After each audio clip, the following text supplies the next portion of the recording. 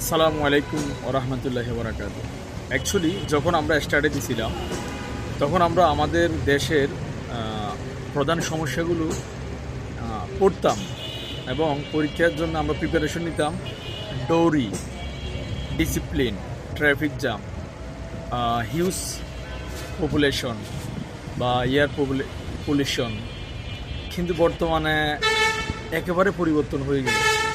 এখন আমাদের দেশের প্রধান সমস্যা হচ্ছে যে পলিটিক্যাল পার্টি এবং সরকার। যিনি ক্ষমতায় আসেন অনেক কষ্ট করে, অনেক প্রতিশ্রুতি দিয়ে আসেন, কিন্তু যখন সরকার হয়ে যায় তার দলীয় কর্মকর্তাগুলো, দলীয় নেতাগুলো মানুষকে দাস বানিয়ে ফেলে।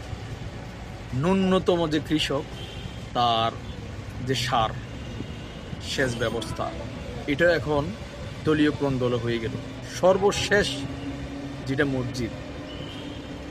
মসজিদ কমিটি এখন দলীয়করণ হয়ে গেল।